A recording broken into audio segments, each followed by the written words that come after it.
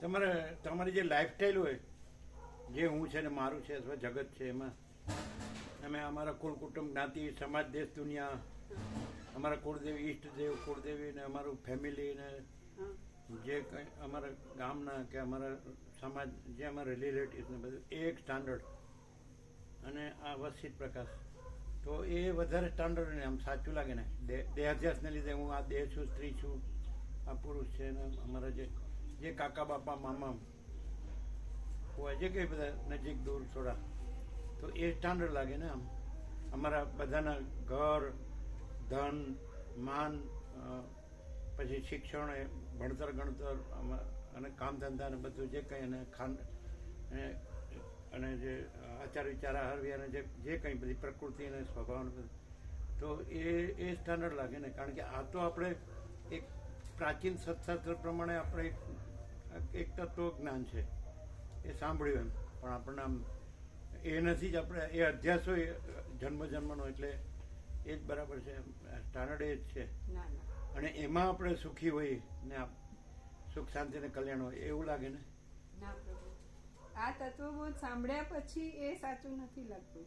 અને આ તત્વબોધ એટલો બધો પૂર્ણ છે કે એમાં આ હું પહેલા તો મારું હું પોતાનું જુદું ગણું એ અને એને લગતું કંઈ પણ તો એ સ્ટાન્ડર્ડ નથી અને કંઈ નથી એવું છે. તો તમે જ્યાં મળ્યા બધા, ધારો કે મળો આ વર્ષમાં એક વાર મળો કે બે ગમે તે, આ તો પ્રસંગમાં, તો તમે એ રીતે જ એડજસ્ટ થઈ જાઓ ને, તો બધું એ રીતે જ તમે આનંદ કરો ને. આમ આપણે એમ કે બધા કેમ મજામાં, કેમ આનંદમાં, આનંદ સુખી, બધા સુખી છે, બધાને બધું જ છે પહેલા જેવું નથી. અને બધા બધું જાણે છે, ધર્મ કર્મ પોતાના શાસ્ત્રનું. બ્રાહ્મણો એટલે બધું બ્રાહ્મણ જાતિને બધું જ્ઞાન હોય, બ્રહ્મનું પણ જ્ઞાન હોય અને શાસ્ત્રોનું પણ જ્ઞાન હોય, વેદ પછી પુરાણ તંત્ર બધું, અથવા ઉપનિષદ, બ્રહ્મસૂત્ર, ગીતા, બધાને બધું કારણ. રામાયણ જેમ કેશવ પ્રભુ ગીતા કરતા જ હતા નિકોરામાં. એટલે એ છે કોઈ જેમ કે સતીશ પ્રભુ છે તો શિવ મહિમના સ્તોત્ર છે, બધા શાસ્ત્રોની ખબર હોય. અને અત્યારે તો બધું થોડું વ્યાપક થઈ ગયું મેન્ટાલિટી. બાઇબલનું પણ જ્ઞાન હોય, ગ્રંથ સાહેબનું પણ જ્ઞાન હોય, તો બધા ધર્મો, ધર્મશાસ્ત્ર અને જે ધર્મના અવતાર થઈ ગયા બધાનું જ્ઞાન હોય, બધાનું જનરલ જ્ઞાન હોય. અને પોતાનું જે હોય તો જેને નિષ્ઠા કહેવાય કે જે કંઈ કહેવાય કે આપણે તો આ છીએ ને, આપણે આ બાપદાદાથી કરતા આવ્યા છીએ પરાપૂર્વથી, ને આપણે અમુક ઋષિના વંશજ છીએ, એ બધું હોય ને. પણ આ પ્રકાશ એટલું બધું ક્લિયર કરે છે કે આ હું પહેલો જે છે ને એને લગતું કંઈ પણ નેગેટિવ હોય કે પોઝિટિવ હોય કંઈ પણ હું જ નથી. એટલે આખો પ્રકાશ સ્ટાન્ડર્ડ છે એ જ સત્ય છે. અને એમાં આખો પ્રકાશ સ્ટાન્ડર્ડ છે, સત્ય છે, એ જ સત્ય છે. પછી હું એમ કહું કે હું મને અધ્યાસ છે હું આવું કરું તો એ સદંતર જૂઠું. પણ આપણે જયારે બધા મળે તો એ રીતે જ આપણે જે છીએ એ રીતે જ મળીએ ને. બહુ ફરક પડે છે એનાથી. આ પ્રકાશથી જે ત્યાં શું એ તો જે રીતે વાતો થતી હોય, જે રીતે ખાવા પીવાનું, જીવવાનું, કરવાનું બધું હોય ના, પણ તોય ફરક પડે છે, અંદરથી ફરક પડે છે. આ પ્રકાશથી અંદર પડે, પણ બાકી વર્તનમાં તો ના, બહાર જે રીતે હોય એ રીતે જે અંદર હોય બહાર આવે, અંદર હોય બહાર આવે. દાખલા તરીકે લોકો શોપિંગ કરવા જાય તો અમે કહીએ રુચિ નથી, તમે જઈ આવો, અમે ત્યાં સુધી અહીંયા હોય. તમે શું કહો? અમને રુચિ નથી એમાં, તમે જઈ આવો. અમે રુચિ નથી અમને, જાઓ તમે. બીજું કંઈ પણ ખાવા પીવામાં પણ, ધારો કે અમે ક્યાંય બહાર નીકળ્યા હોય એને કંઈ ઓર્ડર કરીને મંગાવે કે ખાવાનું હોય તો પણ અમે ઘરે ખીચડી પ્રસાદ લઈએ જ્યાં અમે હોઈએ ત્યાં. એટલે એ તો ધારો કે શોપિંગમાં કે ખીચડીમાં કે એમાં, પણ આ પ્રકાશના વિવેકનું તો નો જ કયો ને. એ પણ થાય ના, એ થાય. જેમ કે કાશી વિશ્વનાથ ભગવાનના દર્શન કરીને બધા ધન્ય ધન્ય થઈ ગયા એવું કે ગંગા આરતી. સાચું જ છે ને, ધન્ય. હા, એ સાચું છે, પણ એ પૂર્ણ નથી. પૂર્ણ આ છે. એ તો તમે સાંભળી તમારા મનથી એમ માનો છો ને, પણ બાકી તો ધન્ય ધન્ય થઈ ગયા એ સાચું જ છે ને. એ બધા કહે છે એવી રીતે. અને એ વખતે વાત પણ થાય છે કે આ અલ્ટિમેટ છે, આનાથી ઉપર આનો કોઈ વિકલ્પ નથી. એટલું તો થાય છે. તમારા મનમાં થાય ના, અમે પણ કહીએ છીએ, એમને પણ કહીએ. શું કહો તમે? કે આ અલ્ટિમેટ રિયાલિટી આ છે અને પ્રભુ પોતે અહીંયા જે માણસ તરીકે દેખાય છે માણસ નથી, એ પરમ ચિદાકાશ પોતે છે અને એ પ્રકાશ છે એ ફાઇનલ છે. બીજું કંઈ પણ હોય, કાશી વિશ્વનાથ ભગવાન નો ડાઉટ એ હુંથી છે કે હું ને કાશી વિશ્વનાથ ભગવાન હાઈએસ્ટ લાગે, પણ એ હું અને એની કોઈ માન્યતા નેગેટિવ હોય. ધારો કે ક્યાંય આ તો કંઈ નહીં, ગોવા હોય તો દારૂ પીતા હોય તો એમાંય એ વસ્તુ નેગેટિવ છે, એ હુંથી જ છે. એટલે નેગેટિવ કે પોઝિટિવ બેમાંથી કંઈ નહીં. પેલો કેવો નહીં ને, ના એવું કંઈ નહીં, અમે કહીએ છીએ. પેલો લોકો માને નહીં, કારણ કે આપણે તો ના, માને છે. સાક્ષાત પ્રત્યક્ષ માને છે. વિડીયો પણ જુએ છે. અમે જે પેલી બેબી છે બેનાની, બોમ્બે વાળી બેના, એની બેબી ને એના જમાઈ આવ્યા હતા, તો એ લોકો વિડીયો જોવે છે અને એમને ઇંગ્લિશ યોગ વાસીસ પણ અમે કીધું કે આપીશું તમને આ વખતે. એ તો એમ જ કે આપણે તો સાક્ષાત છે, પ્રત્યક્ષ આપણે એક માણસ રૂપે, જીવ રૂપે, આત્મા રૂપે આપણે પરમાત્માના સાક્ષાત દર્શન થયા, એ જ આપણું એક પરમ એ છે. ના ફરક છે. અમે એ લોકો સાથે કંઈ પણ થાય તો એ લોકોને સ્વીકાર પણ છે. અને નૈના માતાજી પણ કે શું કે નૈના માતાજી એમ કે નિરપેક્ષ આવું આવે જ નહીં. જો પોતે ના હોય ને તો કોઈ માણસમાંથી એવું ના આવે એમ કે.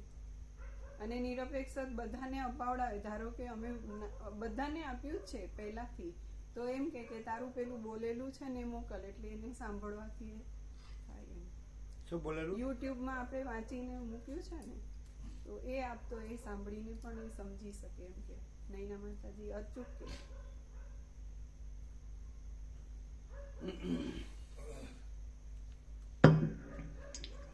ઓમ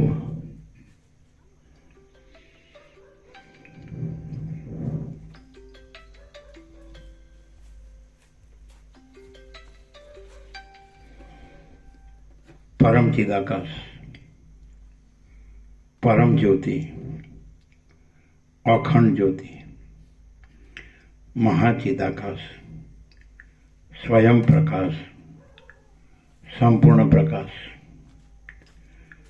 પૂર્ણ બ્રહ્મ, અનંત તેજગન, અનંત ચિદગન, પરમાકાશ, કેવલ, અનંત, શુદ્ધ, તેજગન, પરમાકાશ, અખિલ આત્મા, પૂર્ણ બ્રહ્મ, પરમાત્મા, પરમ ચિદાકાશ, પરમ જ્યોતિ, અખંડ જ્યોતિ, અનંત, પૂર્ણ, પરમ ચિદાકાશ, પરમ શાંતિ, સ્વયં સિદ્ધ, स्वयं प्रकाश, स्वयं पूर्ण, स्वस्वरूप, यही सब कुछ है, इसके सिवा कुछ नहीं है। शून्यभास, अनंत कोटि, महाकल्पो है ही नहीं। महाचिदाकाश, स्वयं प्रकाश, संपूर्ण प्रकाश, महाचिदाकाश ज्योति, अनंत, अखंड, अभेद, महाचिदाकाश ज्योति, महातत्व, महासामान्य, महाचिदाकाश, स्वसंवेद्य, सहज निर्विकल्प, महाचिदाकाश, परम कैवल्य, परम शांति, परम चिदाकाश, अनंत, पूर्ण, निरपेक्ष, सत, अनंत, संपूर्ण, अपरिग्रह, निर्भ्रांत, निरपेक्ष। वशिष्ठ राम वैराग्य प्रकरण राउंड 41मो राउंड। એટલે નૈના માતાજી એમ કે આવું માણસમાંથી આવે જ નહીં, એમ નિરપેક્ષ કઈ રીતે? સ્વયં નિરપેક્ષ છે એટલે એમનામાંથી આવું આવે છે, કોઈ માણસમાંથી આવું ના આવે. કેમ કેવું? કે કોઈ પણ માણસને ભ્રાંતિથી ક્લિયર થવું હોય તો સંપૂર્ણ છે, અને નિરપેક્ષ વિશે જાણવું હોય તો પણ સંપૂર્ણ છે. કેમ કે શું નિરપેક્ષ? નિરપેક્ષ સત વિશે જાણવું હોય તો પણ એ પૂર્ણ જ છે. નિરપેક્ષ સત સ્વામીજી પોતે છે એટલે જ એ આવું આવે છે એમનામાંથી. માણસમાંથી આવું ન આવી શકે. અને જાણવું હોય તો શું? નિરપેક્ષ સત વિશે જાણવું હોય તોય નિરપેક્ષ સત સંપૂર્ણ છે, અને ભ્રાંતિમાંથી ક્લિયર થવું હોય તોય નિરપેક્ષ સત પૂર્ણ છે.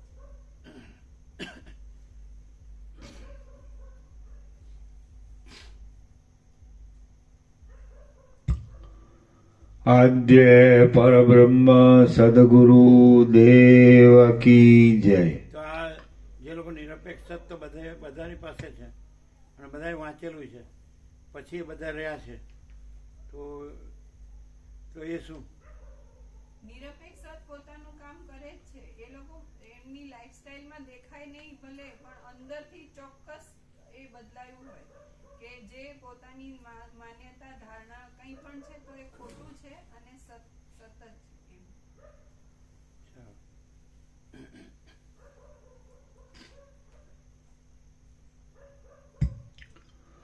આદ્ય પરબ્રહ્મ સદગુરુ દેવ કી જય. ઓમ શ્રી પરમાત્મને નમઃ. સદગ્રંથોમાં શિરોમણી શ્રી યોગ વાસિષ્ઠ મહારામાયણ વૈરાગ્ય પ્રકરણ. એટલે તમે એમાં રહેતા હો એ લાઈફ સ્ટાઈલમાં, તો તમને આ અંદર હોય, બોધ હોય, ત્યાંથી તમને અંદર શું ફેર પડે પ્રેક્ટિકલી? એમ પ્રેક્ટિકલી અમે ત્યાં છીએ અને ત્યાં રહીને જે કરીએ છીએ એવું અમને ના હોય. પહેલાથી અમે પહેલા જે રહેતા હતા ને કે હું છું અને હું આમ કરું તો આમ થાય એ ના હોય. અંદર શાંતિ હોય. અને જે ધારો કે દેવરાજનું આ ફોન કરવા છે તો કરી દઈએ, પછી એ વાત પૂરી થઈ જાય. મનમાં એ કશું ના રહે. અને આમાં અમારું અનુસંધાન હતું જ, તો એ વખતે એમ જ થાય કે અમે જાણે અહીંયા જ છીએ એવી.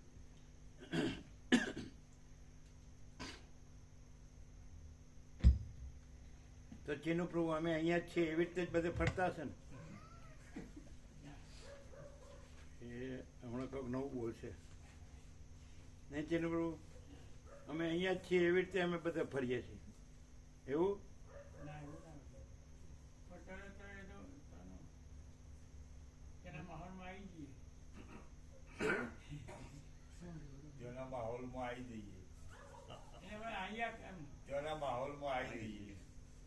તેમાં માહોલ જો હોય એવા માહોલમાં આવી જઈએ. બળી ગયા. ચાલો.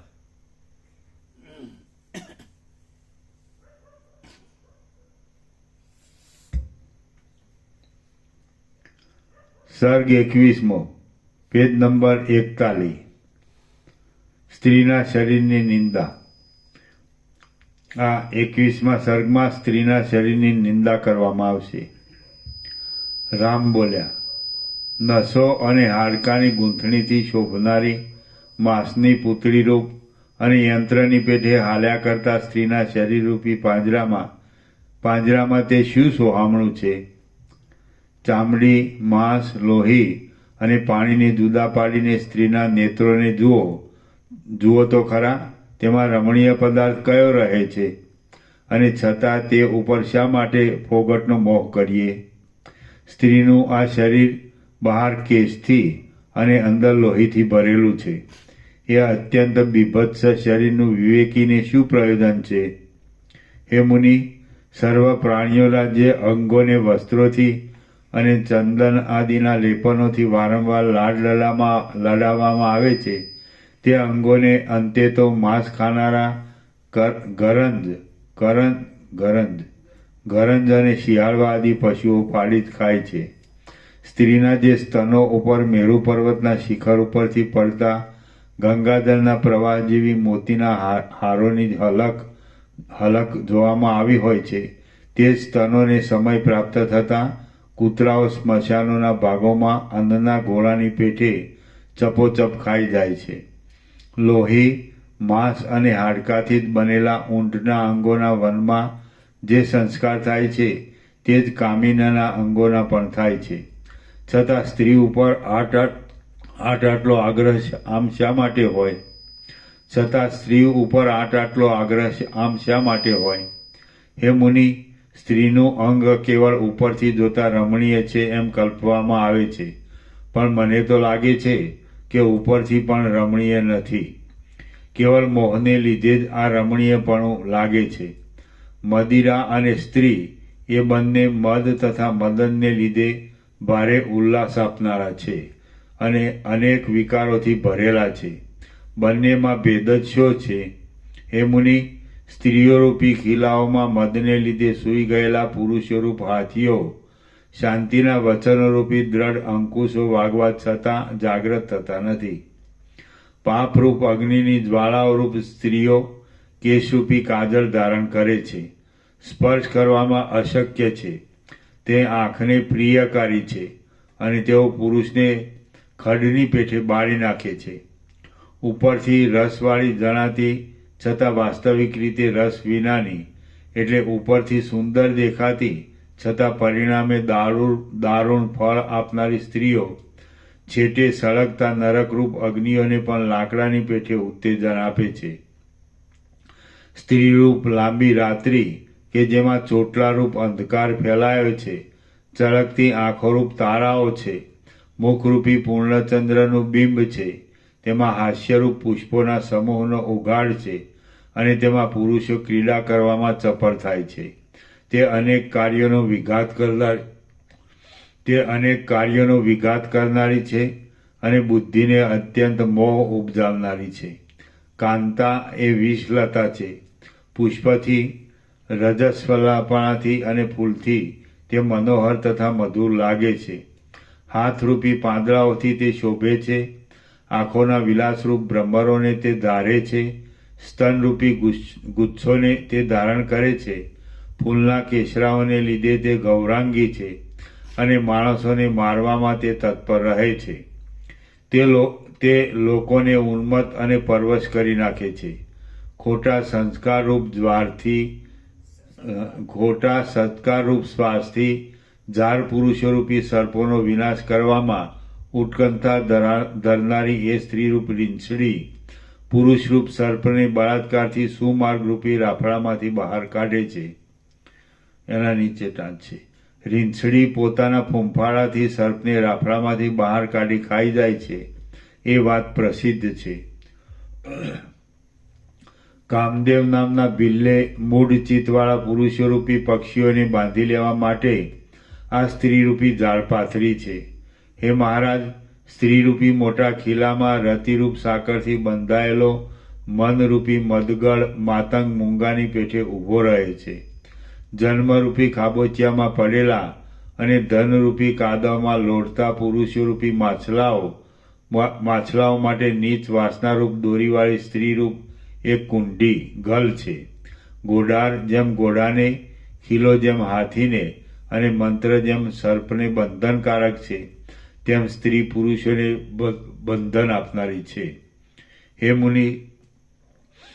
મુનિ, અનેક રસોવાળી આ બ્રહ્માંડરૂપી વિચિત્ર ભૂમિ અહીં સ્ત્રીના આશ્રયથી ભારે દ્રઢ સ્થિતિ પામી છે. સઘળા દોષોરૂપી રત્નોના દ્રઢ દાબલારૂપ અને દુઃખોની સાકરરૂપ એ સ્ત્રીનું મારે કદી પણ કશું પ્રયોજન નથી. સ્ત્રીના સ્તન, નેત્ર, નિતંબ અને ભ્રમણ એ બધા તુચ્છ છે અને માત્ર માંસરૂપી સારવાળા છે. તેમને હું શું કરું? હે મુનિ, સ્ત્રીના શરીરમાં અહીં માંસ છે, અહીં લોહી છે, તો ત્યારે હાડકાં પણ છે. ઘણા દાડામાં જ એ શરીર વિખાઈ જાય છે. હે પિતા, સ્થૂળ બુદ્ધિવાળા પુરુષો જે પ્રિયાઓને બહુ લાડ લડાવે છે, તે જ પ્રિયાઓ પાછી અંગે અંગ વિખાઈ જઈને સ્મશાનમાં સૂવે છે. હે બ્રહ્મન, સ્ત્રીઓના જે મુખ ઉપર પતિએ અત્યંત સ્નેહપૂર્વક ચંદન આદિના ચિત્રો આલેખ્યા હોય છે, તે જ મુખ પાછું જંગલમાં સુકાયા કરે છે. કંઈક દાડે સ્ત્રીના કેશ મશાળમાં વૃક્ષો પર ભૂખરા ચમરદા વાળની જેમ લટક્યા કરે છે અને તેના હાડકાં ટુકડે ટુકડા થઈને પૃથ્વી પરના ઝીણા ઝીણા તારાઓ જેવા લાગે છે. સ્ત્રીનો પ્રાણરૂપી પવન આકાશમાં જતો રહે છે. તેની ચામડીને શિયાળવા ખાઈ જાય છે. તેનું લોહી દૂરથી સુકાઈ જાય છે અથવા તે લોહીને અનેક માંસાહારી પશુ પક્ષીઓ પી જાય છે. હે લોકો, સ્ત્રીઓના અંગોની આ જે સ્થિતિ થોડા દિવસોમાં થનારી છે તે મેં તમને કહી સંભળાવી. આમ છતાં તમે કેમ ભ્રાંતિને અનુસર્યા કરો છો? સ્ત્રી નામનું આ ઓઠું પંચ મહાભૂતોના સંઘાતથી બનેલું છે. બુદ્ધિમાન પુરુષ એમાં રસ છે એવી ભૂલથી તેના ઉપર કેમ દોડે છે? સ્ત્રીની ચિંતા વગડાઉ લતા જેવી છે. તે આસપાસની વિપત્તિરૂપી શાખાઓથી ગાંઠી છે. શોક તથા તાપ આદિ કડવા તથા ખાટા ફળોવાળી છે અને દિવસે દિવસે ઊંચી વધતી રહી છે. ગાંઠી તૃષ્ણાથી આંધળું અને વ્યાકુળ થયેલું ચિત્ત ટોળામાંથી છૂટા પડેલા મૃગની પેઠે ક્યાં જાઉં અને કેમ કરું એવા પ્રકારની ચિંતાથી અત્યંત મૂંઝાઈ જાય છે. વિંધ્યાચળમાં જેમ હાથી હાથણીના લોભમાં લલચાઈને ખાડામાં સપડાઈ જાય છે, તેમ તરુણ પુરુષ તરુણ સ્ત્રીના લોભમાં લલચાઈ મહાન શોક પામે છે. જેની સ્ત્રી હોય છે તેને ભોગની ઈચ્છા રહે છે, પણ સ્ત્રી વગરનાને ભોગનું સ્થળ ક્યાં હોય? સ્ત્રીનો ત્યાગ કરવાથી જગતનો ત્યાગ થાય છે અને જગતનો ત્યાગ થવાથી સુખ સાંપડે છે. ભોગો તો માત્ર ઉપરથી જ રમણીય લાગે છે, તેઓ બહુ દુસ્તર છે અને ભમરાઓની પાંખોના મૂળની પેઠે અત્યંત ચંચળ છે. હે બ્રહ્મન, મરણ, રોગ અને ગળપણ આદિની બીકને લીધે હું તેમને વિશે આસક્ત થતો નથી. હું તો શાંત જ રહું છું અને પ્રયત્નપૂર્વક પરમ પદ પામવા માટે મનમાં ઉત્કંઠા રાખું છું. શ્રી યોગ વાસિષ્ઠ મહારામાયણમાં વૈરાગ્ય પ્રકરણનો સ્ત્રી જુગુપ્સા નામનો સર્ગ 21મો સમાપ્ત. એના નીચે ટાંચ છે. મુમુક્ષુ પુરુષના હૃદયમાં અનાદિકાળથી રહેલી સ્ત્રી શરીરના રમણીયપણાની ભ્રાંતિ દૂર કરવા જેમ સ્ત્રી શરીરના દોષો દેખાડ્યા, તેમ મુમુક્ષુ સ્ત્રીએ પુરુષ શરીરના રમણીયપણાની ભ્રાંતિ દૂર કરવા પુરુષ શરીરના દોષોને જોવા. સર્ગ 22મો વૃદ્ધપણાની નિંદા. આ 22મા સર્ગમાં ઘડપણની નિંદા કરવામાં આવશે. રામ બોલ્યા, બાલ્યાવસ્થાના રમત આદિના અભિલાષ હજી તો પૂરા થયા નથી, ત્યાં તો યૌવન તેને ગળી જાય છે. પછી યૌવનના પણ ભોગ ભોગવવાના અભિલાષ પૂરા ન થયા હોય ત્યાં જરાવસ્થા તેને ગળી જાય છે. જુઓ તો ખરા, આ અવસ્થાઓ પણ પરસ્પર કેવી ક્રૂરતા રાખે છે. જેમ વજ્ર જેવું હિમ કમળનો નાશ કરે છે, વાવંટોળ જેમ શરદ ઋતુના કમળનો નાશ કરે છે અને નદી જેમ કાંઠા ઉપરના વૃક્ષોનો નાશ કરે છે, તેમ વૃદ્ધાવસ્થા દેહનો નાશ કરે છે. જેમ ખાવામાં આવેલું ઝેર તરત દેહના રૂપને બગાડી નાખે છે, તેમ સઘળા અંગોને જર્જરિત કરનારી અને ગરડા રૂપવાળી જરાવસ્થા તરત દેહના રૂપને બગાડી નાખે છે. જરાવસ્થાથી જેના શરીર જીર્ણ થઈ ગયા છે અને તેથી જેના સઘળા અંગો શિથિલ તથા લાંબા થઈ ગયા હોય છે, તે પુરુષને સ્ત્રીઓ ઊંટ જેવો ગણે છે. સહજમાં દીનતા આપનારી જરાવસ્થા જ્યારે માણસને પકડી પાડે છે, ત્યારે શોકથી પરાભવ પામેલી સ્ત્રીની પેઠે બુદ્ધિ તે માણસને છોડીને નાસી જાય છે. દાસો, પુત્રો, સ્ત્રીઓ, બાંધવો તથા સંબંધીઓ જેમ ગેલા માણસની હાંસી કરે છે, તેમ તેઓ વૃદ્ધાવસ્થાએ ધ્રુજાવેલા માણસની પણ હાંસી કરે છે. જોવા પણ ન ગમે એવા ખળખળી ગયેલા, રાગપણું પામેલા અને સદ્ગુણ તથા શક્તિથી રહિત થયેલા વૃદ્ધ પુરુષરૂપી જીર્ણ ઝાડ ઉપર મહાન તૃષ્ણારૂપી ગીત પક્ષી આવીને બેસે છે.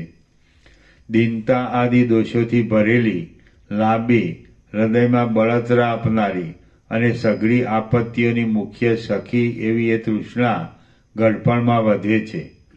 હાય હાય, હવે પરલોક માટે મારે શું કરવું? એવી ચિંતાથી અત્યંત દારૂણ અને જેનો ઉપાય બની શકે નહીં એવો ભય ગળપણમાં વધે છે. હું રાખ કોણ માત્ર છું? હું શું કરું? હું કેવી રીતે કરું? હવે તો હું મૂંગો જ બેસી રહું. એવા પ્રકારની દીનતા ગળપણમાં આવવા લાગે છે. મારા સંબંધીઓ મને કેવી રીતે ખાવાનું આપશે, ક્યારે આપશે અને કેવું સ્વાદિષ્ટ આપશે, એવી ચિંતાઓથી આ વૃદ્ધાવસ્થા ઘરડા માણસના ચિત્તને બાળ્યા કરે છે. ગળપણમાં ખાવાની તૃષ્ણા ઘણી જ વધે છે, પણ ખાઈ શકાતું નથી અને અશક્તપણાને લીધે વૃદ્ધનું હૃદય બળ્યા કરે છે.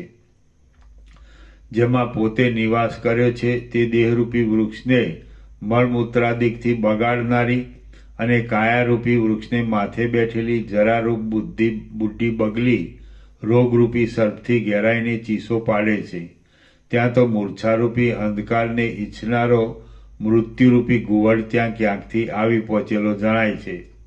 જેમ સાયન સંધ્યાને પ્રકટ થયેલી જોઈ અંધકાર તેની પછવાડે દોડ્યો આવે છે, તેમ શરીરમાં જરાને પ્રકટ થયેલી જોઈને મૃત્યુ તેની પછવાડે દોડ્યું આવે છે. હે મુનિ, દેહરૂપી ઝાડને વૃદ્ધાવસ્થારૂપી ફૂલ બેઠા છે. એ દૂરથી પણ જોઈને મરણરૂપી વાંદરો તેના ઉપર વેગપૂર્વક તરાપ મારે છે. કદાચ ઉજ્જળ નગર પણ શોભે, કપાઈ ગયેલી લતાઓવાળું ઝાડ પણ શોભે અને વરસાદ વિનાનો દેશ પણ શોભે, પરંતુ જરાથી જર્જરિત થયેલો દેહ કદી શોભતો નથી. ઉધરસરૂપી રણકારા કરતી જરારૂપ ગીત પંખણી માણસરૂપી માંસને ક્ષણ માત્રમાં ગળી જવા માટે તેના ઉપર ઝડપભેર તરાપ મારે છે. જેમ કોઈ નાની છોકરી કમળને જોતા જ આતુર થઈને 2 ઘડીમાં તેને માથેથી પકડીને ચીરી નાખે છે, તેમ વૃદ્ધાવસ્થા દેહને જોતા જ આતુર બનીને જરાવારમાં તેને માથેથી પકડીને ચીરી નાખે છે. જેમ શિષ્કારા કરાવનારો અને દૂરથી બરડ થયેલો શિયાળાનો પવન ઝાડના પાંદડાને જર્જરિત કરીને ફાડી નાખે છે, તેમ શિષ્કારા કરાવનારી અને રોગરૂપી દૂરથી બરડ થયેલી આ વૃદ્ધાવસ્થા શરીરને જર્જરિત કરી ફાડી નાખે છે. જરાની ઝપટથી જર્જરિત થયેલો દેહ હિમના સમૂહોથી પડવાથી કરમાઈ ગયેલા કમળ જેવો લાગે છે. જરારૂપ ચાંદની જ્યાં માથારૂપી પર્વત ઉપર ઉદય પામે છે, ત્યાં તે વાયુ અને ઉધરસરૂપ રાત્રિ વિકાસી કમળોને પ્રફુલ્લિત કરી દે છે. માણસના માથારૂપ કોળાને પાકેલું અને જરારૂપી ખારથી ભૂખરું થયેલું જોઈને તેના પર સ્વામિત્વ ધરાવનારો કાળ તેને ખાઈ જાય છે.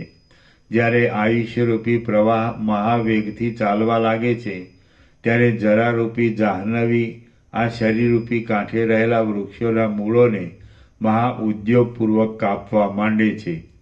શરીરરૂપી માંસને ખાવા ઈચ્છતી જરારૂપી મહા ઉદ્ધત બિલાડી વિષયરૂપી ખાડાને ખોદનાર યૌવનરૂપી ઉંદરને ખાઈ જાય છે અને અત્યંત આનંદમાં આવી જાય છે. આ દેહરૂપી જંગલમાં જરારૂપ શિયાળ ચીસો પાડે છે. ત્યારે જેવું ભૂંડું થાય છે તેવું ભૂંડું જગતમાં બીજા કોઈ પણ ઉત્પાદથી થતું નથી. ઉધરસ તથા શ્વાસરૂપ છીમછીમાટવાળી અને દુઃખરૂપી ધુમાડાથી મૂંઝવી દેનારી આ જરારૂપી જ્વાળા જેના શરીરમાં બળતી હોય તેને બળેલો જ સમજવો. હે પિતા, જેના પાંદડા ધોળા થઈ ગયા હોય છે એવી પાતળી ફૂલવેલ જેમ જીર્ણતાથી વાંકી વળી જાય છે, તેમ જેના અવયવો ફીકા પડી ગયા હોય છે એવી માણસોની આ પાતળી દેહરૂપી વેલ ગળપણથી વાંકી વળી જાય છે. હે મુનિ, મરણરૂપી માતંગ જરારૂપી કપૂરથી દોડી થયેલી કાયારૂપી કેળ વૃક્ષને તુરત ઉખેડી નાખે છે. હે મુનિ, મરણરૂપી રાજા આવવાને સજ્જ થાય છે ત્યારે જરારૂપી ધોળા ચામરવાળી રોગો તથા ઉદ્વેગોની સેના આગળથી જ નીકળે છે. હે મુનિ, જુઓ, જેઓ કોઈ પણ શત્રુઓથી યુદ્ધમાં જીતાયા ન હોય અને પર્વતની ગુફામાં પેસી ગયા હોય, તેઓ પણ જરારૂપ બુઢી રાક્ષસીથી થોડી વારમાં જીતાઈ જાય છે. જરારૂપી હિમ પડવાથી શરીરરૂપી ઘર વાંકું વળી જાય છે અને ઇન્દ્રિયરૂપી બાળકો તેમાં કાંઈ પણ ક્રિયા કરી શકતા નથી. લાકડીરૂપ ત્રીજા પગવાળી અને વારંવાર ઠેસો ખાતી જરારૂપી બુઢી વેશ્યા ઉધરસ અને અધોવાયુરૂપ મૃદંગ વાગતા નાચ્યા કરે છે. આ સંસારરૂપી રાજાને વ્યવહાર કરવાના ગંધોથી એટલે ચંદન આદિ સુગંધો અને અધોવાયુ આદિ દુર્ગંધો. આ સંસારરૂપી રાજાને વ્યવહાર કરવાના ગંધોથી ભરેલી દેહરૂપી સભામાં માથા પર રહેલી જરારૂપી ચામરની શોભા ઝળકી રહે છે. હે મુનિ, જીવિતની આશારૂપ તળાવમાં રહેલું શરીરરૂપી નગર વૃદ્ધાવસ્થારૂપી ચંદ્રના ઉદયથી દોડું થઈ જાય છે. એટલે તરત જ મરણરૂપી કુમુદ તેમાં ખીલી આવે છે. જરારૂપી કડી ચૂનાના લીંપણથી દોડા થયેલા શરીરરૂપી અંતઃપુરમાં અશક્તિ, પીડા અને આપદા એ 3 રાણીઓ ઘણા સુખથી રહે છે. હે મુનિ, પ્રાણીઓના શરીરોમાં મરણના અગ્રણી રૂપ ગળપણ અવશ્ય આવીને પોતાનો પ્રભાવ દેખાડે છે. એવા શરીરમાં મને મંદમતીવાળાને શો વિશ્વાસ આવે? હે પિતા, ગળપણ આવ્યા છતાં પણ જીવવું એવો દુરાગ્રહ આ દુઃખમય જીવિતમાં રાખવો વ્યર્થ જ છે. કારણ કે જગતમાં કોઈથી પણ નહીં જીતાયેલી એ વૃદ્ધાવસ્થા માણસોના સઘળા મનોરથોને દૂરદાળી કરી નાખે છે. શ્રી યોગવાસિષ્ઠ મહારામાયણમાં વૈરાગ્ય પ્રકરણનો જરા જુગુપ્સા નામનો સર્ગ 22મો સમાપ્ત. એના નીચે ટાંચ છે. વૃદ્ધાવસ્થામાં કાંઈ પણ પારમાર્થિક સાધનો સાધી શકવાનો પ્રાયશ સંભવ નથી.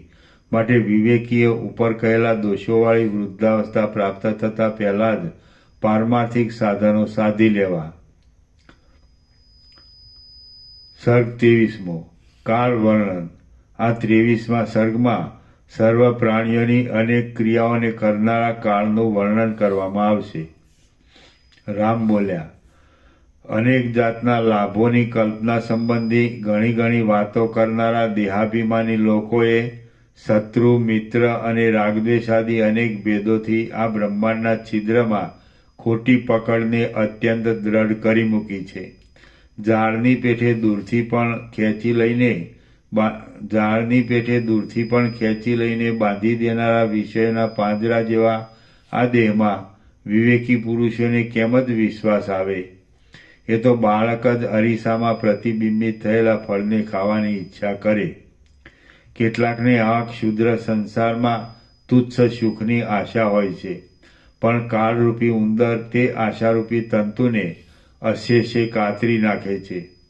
વડવાનળ જેમ સમુદ્રને ગળી જાય છે, તેમ આ સર્વભક્ષી કાળ આ જગતમાં જન્મ પામેલી એકે એક વસ્તુને ગળી જાય છે. કાળરૂપી ભયંકર મહેશ્વર એક સરખી રીતે આ સઘળા દ્રશ્ય પદાર્થોની સ્થિતિનો કોળિયો કરી જવા માટે સજ્જ થઈ રહે છે. અનંત બ્રહ્માંડોને ગળી જનારો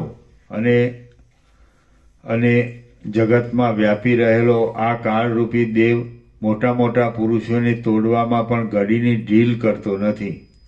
વાસ્તવિક રીતે અલક્ષ્ય રૂપવાળો છતાં યુગ, સંવત્સર અને કલ્પ આદિ રૂપોથી કાંઈક પ્રગટવા પામેલો એ કાળ સર્વ જગતને વશ કરીને રહ્યો છે.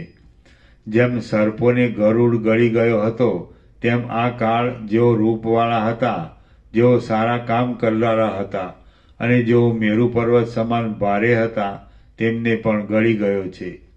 નિર્દય, પથરા જેવો કઠિન, વાઘ જેવો ક્રૂર, કરવત જેવો કર્કશ, કંગાળ અને અધમ એવો આ કાળ જેને ગળી જતો નથી એવી કોઈ વસ્તુ આજ સુધી થઈ નથી.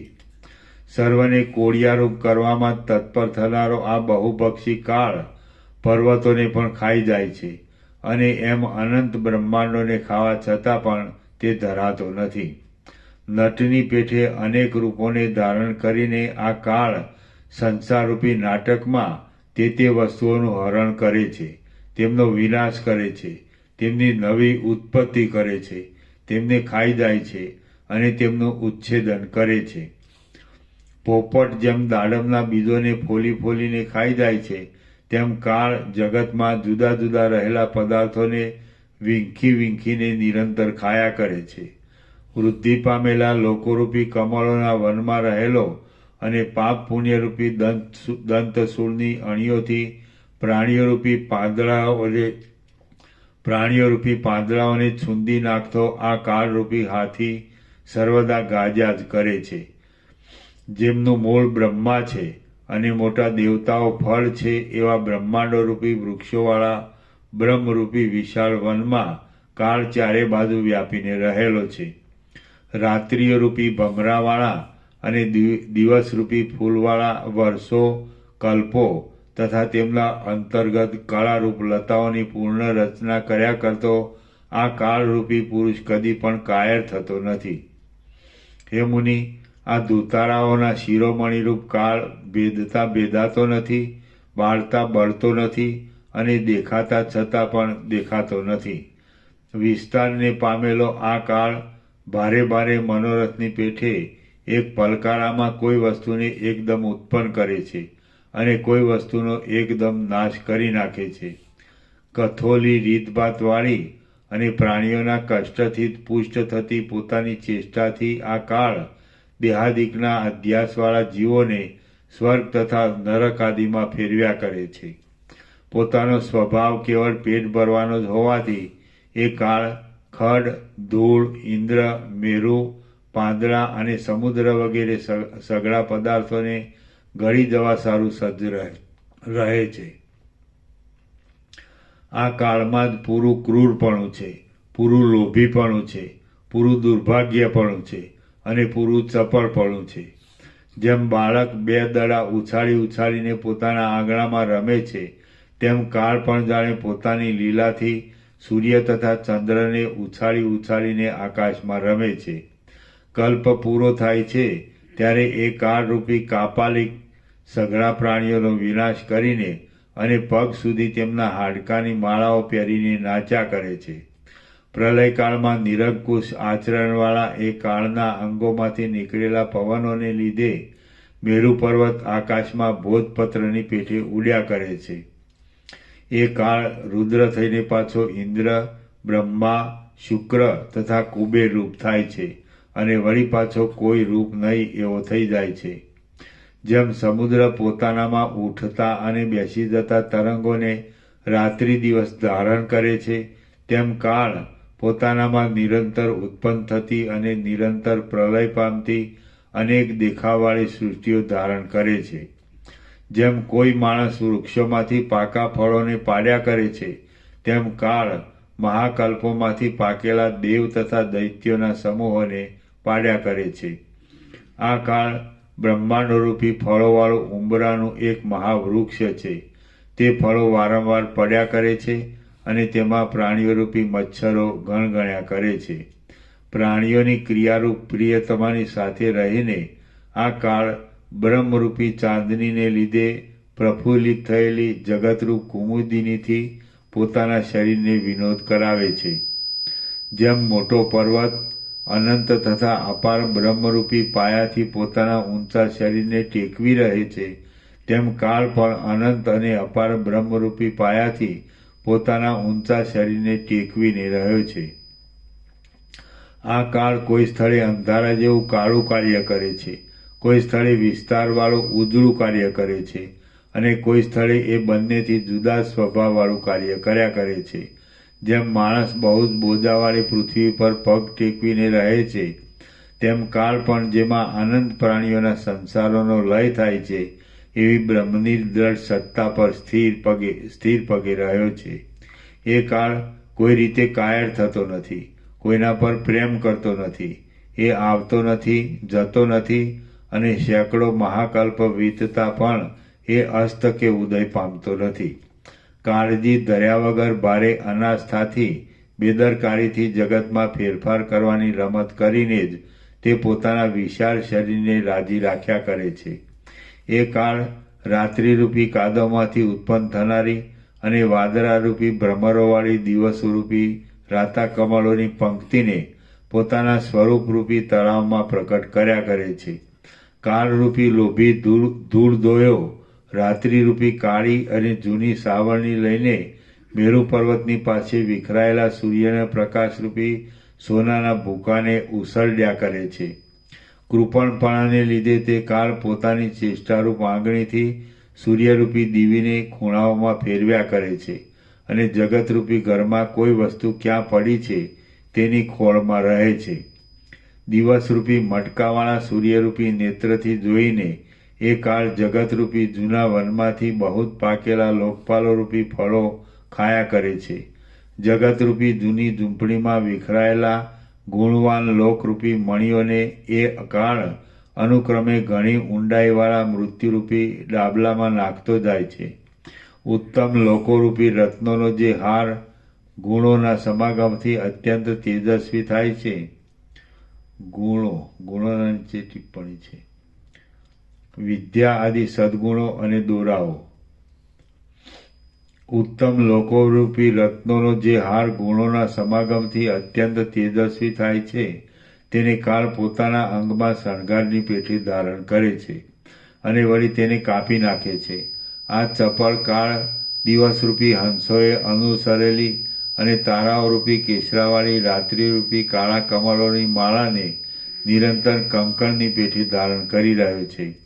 એ કાળરૂપી કસાઈ પર્વત, સમુદ્ર, સ્વર્ગ અને પૃથ્વીરૂપ 4 શિંગડાવાળા જગતરૂપી ઘેટાઓને માર્યા કરે છે અને પ્રત્યેક દિવસે તારાઓરૂપી લોહીના છાંટાઓ જોઈને તેમને પણ ચાટી જાય છે. ચંદ્રની પેઠે જુવાનીરૂપ કમલિનીને સંકોચ આપનારો અને કેસરી સિંહની પેઠે આયુષ્યરૂપી હાથીઓને ફાડી નાખનારો આ કાળ જેનું હરણ કરતો ન હોય એવી તુચ્છ કે અતુચ્છ કોઈ પણ વસ્તુ નથી. જીવોને ચૂર્ણરૂપ કરીને મૃત્યુના મુખમાં નાખનારા પ્રલયરૂપી ક્રીડાવિલાસ કરીને કાળ પોતે કાર્ય પદાર્થોના અભાવવાળો થાય છે. પ્રલય વખતે તે અજ્ઞાનરૂપ પદાર્થનો પ્રકાશ કરનારા બ્રહ્મ ચૈતન્યથી નિજ સ્વરૂપમાં વિશ્રાંતિ લે છે, એટલે તેનાથી તે જુદો જ પ્રતીત થતો નથી. એ પ્રમાણે પ્રલયમાં વિશ્રાંતિ લઈ તે પાછો સૃષ્ટિના સમયમાં પોતે જ જગતનો કર્તા, ભોગતા, સંહાર કરનાર અને સ્મરણ કરનાર આદિ સઘળા રૂપવાળો થાય છે. અકળ બુદ્ધિથી પણ જેમના રહસ્યને કોઈ કરી શકતું નથી એવા સારા નરસા સઘળા પ્રકારના શરીરોને પ્રકટ કરતો અને વળી તેમને તરત જ લીન કરી નાખતો આ કાળ અહીં ક્રીડા કર્યા જ કરે છે. સર્વ લોકોમાં એ કાળનું બળ પ્રસિદ્ધ જ છે. એના નીચે ટાંચ છે. એવા બળવાન કાળનું સ્મરણ રાખી મુમુક્ષુએ પોતાના આત્માનો સાક્ષાત્કાર જેમ બને તેમ શીઘ્ર કરી લેવો જોઈએ. શ્રી યોગવાસિન મહારામાયણમાં વૈરાગ્ય પ્રકરણનો કાલ અપવાદ નામનો સર્ગ 23મો સમાપ્ત.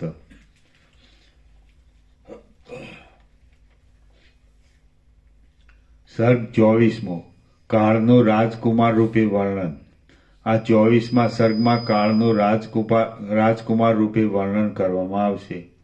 રામ બોલ્યા, પરમાત્મા રૂપ રાજાનો પુત્ર આ કાળ છે. સઘળી આપત્તિઓ તેનાથી દૂર રહી છે અને તેના પરાક્રમ અપાર છે. હું તેના ચરિત્રનું વર્ણન કરું છું. જગતરૂપી જૂના જંગલના જાળામાં એ કાળ રાખ અને મૂળ પ્રાણીઓરૂપી મૃગના સમૂહનો નાશ કરવારૂપ મૃગિયા રમ્યા કરે છે. જેના એક ભાગમાં વડવાનલરૂપી સુંદર કમળ શોભા કરે છે એવો પ્રલયકાળનો મહાસાગર એને રમવાની સુંદર નદીરૂપ છે. કડવા, તીખા તથા ખાટા રસોવાળા તથા દહીં દૂધના સાગરોવાળા વાસી જગતોથી એને સવારના શિરામણનું કામ ચાલે છે. સઘળી દેવીઓ સાથેની જે કાળરાત્રિ ચાતુરીથી ફર્યા કરે છે, જે સંસારરૂપી વનમાં વિહાર કરવા જોડાયેલી છે અને જે વાઘણની પેઠે પ્રાણીઓના સમૂહનો ઘાત કરનારી છે, એ કાળરૂપ રાજકુમારની પ્રિય સ્ત્રી છે. કમળ, ઉત્પલ અને કલ્હારરૂપી ઝૂલતી જાળીઓવાળી આ પૃથ્વી એ કાળના હાથમાં રહેલી રસ ભરેલી પીવાની પ્યાલી રૂપ છે. ગર્જના કરતો, વિકટ રીતે પંજા પછાડતો અને કેશવાળીથી વિકટ તથા પુષ્ટ ખભાવાળો નૃષિ અવતાર એ કાળના હાથના પાંજરામાં શિકારી બાજરૂપ છે. બ્રહ્માંડોની માળાઓ પહેરી લેવાને લીધે ઘણા તુંબળાવાળી વીણા જેવો લાગતો અને શરદ ઋતુના આકાશ જેવી શ્યામ કાંતિવાળો સંહાર ભૈરવ નામનો દેવ એ કાળરૂપી રાજકુમારને રમવાના કોયલના બચ્ચા રૂપ છે. નિરંતર ચકચકિત આકારવાળું અને દુઃખોરૂપી બાણોની પંક્તિને ફેંક્યા કરતું સંહારરૂપ ધનુષ્ય એના હાથમાં ચારે બાજુ શોભ્યા કરે છે.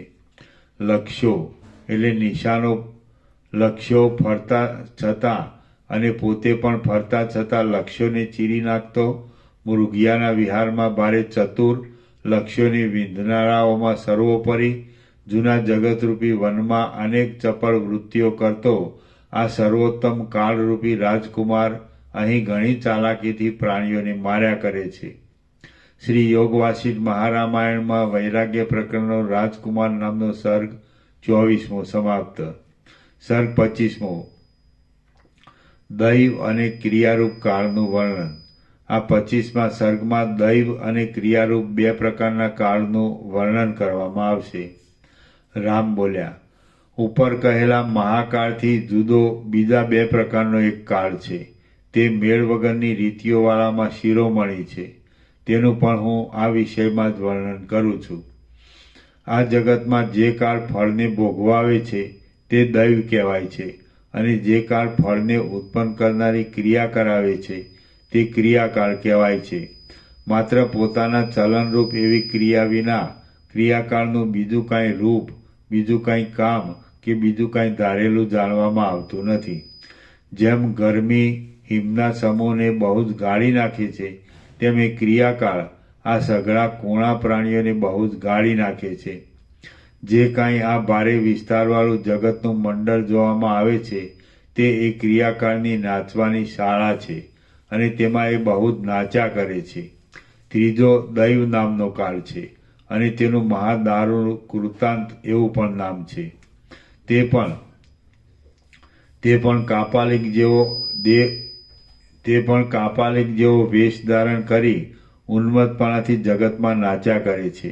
હે મુનિ, રાગી પુરુષની પેઠે બહુ જ નાચ્યા કરતા એ કૃતાંતનું નિયતિ, સર્વદા ફળનું નિશ્ચિતપણું, નિયતિરૂપ સ્ત્રીમાં અત્યંત કામીપણું જોવામાં આવે છે. સંસારરૂપી વક્ષસ્થળ ઉપર ચંદ્રની કળા જેવો ધોળો શેષનાગ ને ત્રણેય લોકમાં વહેંચાયેલો ગંગાનો પ્રવાહ એ બંને દૈવરૂપી કાપાલિકના સવ્ય તથા અપસવ્ય જનોય રૂપ છે. હે બ્રહ્મન, ચંદ્રમંડળ તથા સૂર્યમંડળ એના બે હાથના મૂળોમાં સોનાના કડા રૂપ છે, અને મેરુ પર્વત એના હાથમાં રમવાના કમળ રૂપ છે. તારાઓ રૂપ છાટણાઓથી વ્યાપેલું, પ્રલયના સમુદ્રના જળમાં ધોવાયેલું તથા પ્રલયના મેઘરૂપી છેડાઓવાળું આકાશ એના એક વસ્ત્ર રૂપ છે. કાપાલિક લોકો મધ્યમાં છિદ્રવાળી માત્ર એક કંથા જ ગળામાં પહેરી રાખે છે, બીજું કાંઈ વસ્ત્ર રાખતા નથી. એવા રૂપવાળા એ દેવરૂપી કાપાલિકની આગળ તેની નિયતિરૂપીની કામિની નિરંતર ચાલતા આડંબરપૂર્વક અનેક કાર્યો કરતી કરતી નાચ્યા કરે છે. હે દેવ, પ્રાણીઓના નિરંતર જવા આવવાથી ચંચળતાવાળા જગતરૂપી માંડવાની અંદર નાચ્યા કરતી અને જેની ક્રિયાશક્તિ બંધ પડતી નથી એવી એ સ્ત્રીના અંગોમાં અનેક ભુવનોની પંક્તિ સુંદર ઘરેણાં રૂપ છે, અને પાતાળ સુધી લાંબો આકાશ એના મહાન ચોટલાના મંડળ રૂપ છે. પ્રાણીઓની ચીચિયારીઓથી દીપતી તથા પાપરૂપી દોરાથી પાતાળરૂપી પગમાં બાંધેલી નરકોની પંક્તિ એની ગુગળીઓ રૂપ છે. યમરાજા એના લલાટ રૂપ છે, અને તેમાં પ્રાણીઓના કર્મોની સંખ્યા જણાવનાર ચિત્રગુપ્તરૂપી કસ્તુરીની ટીપકી છે.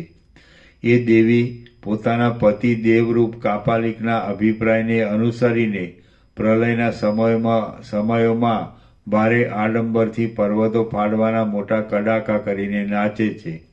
આમ સર્વનો સંહાર કરનારી એ નિયતિ નૃત્ય કરી રહી છે, ત્યારે તેની પાછળ કાર્તિક સ્વામીના મરી ગયેલા મોરના લટકી રહેલા પીછા ઉડ ઉડ કરે છે. ત્યાં રુદ્રના વિખરાયેલા છિદ્રવાળા પાંચ મસ્તકોમાંની જટાઓના ચંદ્રો લાંબા થઈને લહેર્યા કરે છે. ત્યાં ત્રણ નેત્રમાં મોટા છિદ્રોમાંથી ભારે સુસવાટા ઉઠી રહ્યા છે, અને તેથી તે મસ્તકો ભયંકર લાગે છે. ત્યાં પાર્વતીના ફરફરી રહેલા કેશરૂપી ચામરો ચાલે છે, અને તેમાં કલ્પવૃક્ષના સોહામણા પુષ્પો ગૂંથ્યા છે. ત્યાં પર્વતો જેવા ભૈરવોના પેટરૂપ ઊંચા નીચા થતા તુંબડાઓ છે. ત્યાં સેંકડો છિદ્રોમાંથી ધ્વનિ કરતા ઇન્દ્રના શરીરરૂપી ભિક્ષાપાત્ર છે. ત્યાં સુકાઈ ગયેલા મનુષ્યોના હાડકારૂપ ખટવાંગો ખાટલાના ઈશ ઉપડા છે. આમ એ કાપાલિકની સ્ત્રી ગગન સુધી વ્યાપેલા પોતાના શરીરને પણ જાણે બીવડાવી રહી છે. મહાકલ્પોમાં સર્વનો સંહાર કરનારી એ કાળકામિની પોતાના નૃત્યોમાં આમ તેમ ચલાયમાન થતી અનેક આકારવાળા માથાઓના સમૂહરૂપ મોટા કમળોની માળાથી શોભે છે. પ્રલયકાળમાં ઉન્મત્ત થયેલા તે સમયના મેઘરૂપ ડાકલાઓના પ્રચંડ શબ્દો સાંભળી તુંબુરુ આદિ ગંધર્વો તેની પાસેથી નાસી જાય છે. ત્યાં કુંડળની પેઠે ચળકતા ચંદ્રમંડળથી શોભી રહેલો અને તારાઓરૂપ ચાંદલાઓથી શોભતા આકાશરૂપ મયુરપીંછથી કેશ શણગારીને આવેલો દેવરૂપી કાપાલિક જગતરૂપી નૃત્યશાળામાં નાચ્યા કરે છે. તેના એક કાનમાં સુશોભિત હિમાલય હાડકાના કુંડળરૂપ છે અને બીજા કાનમાં મેરુ પર્વત સુશોભિત સુવર્ણના કુંડળરૂપ છે. ચંદ્ર અને સૂર્ય પણ એના એ બે કાનમાં કુંડળરૂપ છે અને તેથી એનું ગંડ સ્થળ શોભી રહ્યું છે. લોકાલોક નામના પર્વતના શિખરોની પંક્તિ એને ફરતી કટી મેખલા છે. આમ તેમ જતી વીજળી એના હાથમાં ડોડી જેવા આકારવાળા કંકણરૂપ છે. પવનથી ચલાયમાન કરેલી વાદળાઓની પંક્તિ એની અનેક રંગી કંથારૂપ છે. મહાકાળના હાથથી નંખાયેલા શેષનાગના શરીરરૂપી મોટા દોરાથી સંબંધ રાખતા અને સઘળો સંસાર જેથી બંધાઈ જાય છે એવા લાંબા માયારૂપ પાશમાં ગૂંથાયેલી ક્ષય પામેલા અનેક બ્રહ્માંડોમાંથી નીકળેલા મૃત્યુઓથી બનેલી માળા એ કાપાલિકના ગળામાં જાણે એકઠા કરેલા તીક્ષ્ણ મુસળ, ખડગ, પ્રાસ, ત્રિશૂળ, તોમર અને મુદગરોથી બનેલી માળા હોય એવી શોભે છે. જીવતી મગરીયોરૂપ લાંછનોવાળી અને રત્નોના તેજથી દીપતી સાત સમુદ્રોરૂપ કંકણોની પંક્તિ એ કાપાલિકના બે હાથના ભૂષણરૂપ છે. વ્યવહારોરૂપી મોટા ગુંજરાવાળી રજ, ધૂળ અને રજોગુણથી ખરડાયેલી અને અંધારા જેવી કાળી સુખ દુઃખોની પરંપરા એ કાપાલિકના રૂવાટાની પંક્તિરૂપ છે. ઘણા ખરા આવા ગુણોવાળો દૈવરૂપી કાપાલિક પ્રલયમાં પોતાના તાંડવવાળા નાચને ઘણા કાળ સુધી બંધ પાડી વિસામો લે છે અને પાછા તે બ્રહ્મા તથા રુદ્ર આદિને ઉત્પન્ન કરી જેમાં ઘણા દેખાવો કરવામાં આવે છે એવી અને જરા, શોક, દુઃખ તથા પરાભવથી શોભતી આ સૃષ્ટિરૂપ નાચની લીલા કરવા માંડે છે.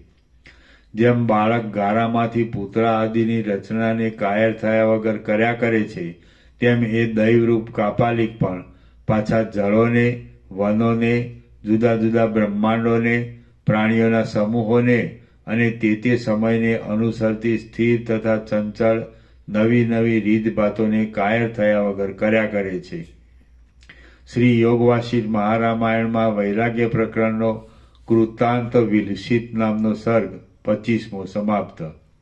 સર્ગ ઓમ ઓમ ઓમ. આના નંબર 50. એક્ઝેક્ટ પ્રસાદ આપી દે.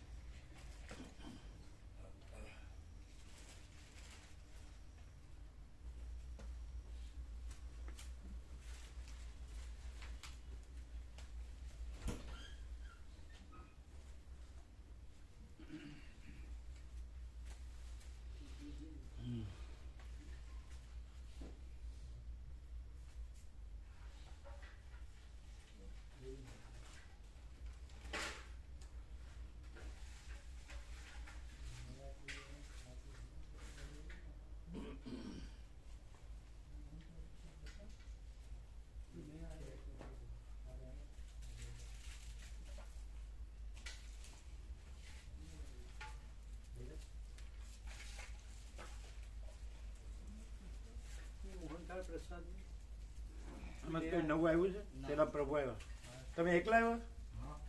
કમાલ છે. મામા પ્રભુ કીધું તું? હા એ ચાંદોડિયા ગયા હતા એટલે લગ્નનું કે કંઈક એવું કામ હતું.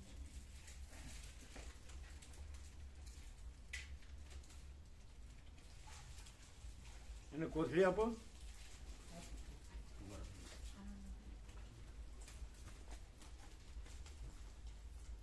બસ 2 જણ જ છે ને?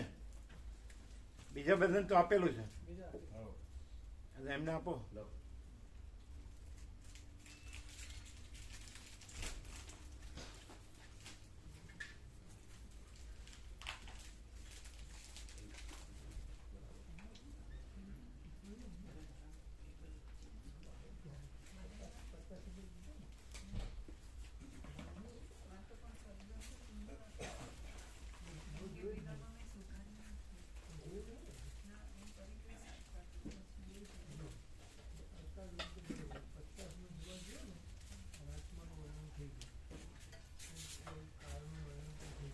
તો ખુલ્લા બાઇકમાં ઠંડી ન લાગે?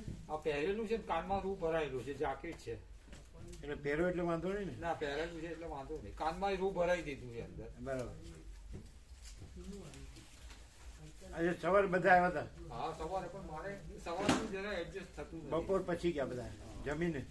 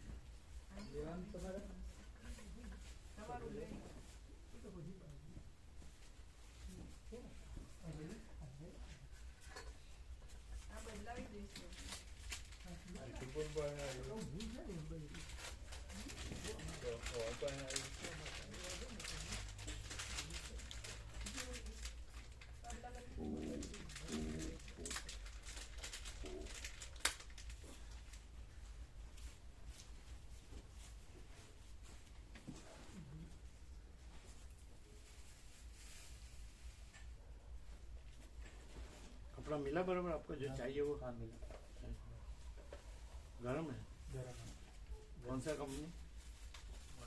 मोंटे कार्लो वाला. ऐसा वो गरम लगता है कि ठंडा लगता है? हमको तो ठंडा लगता है उसका. इनरवियर तो जाड़ा आता है उसका. हैं? और जाड़ा था उसका.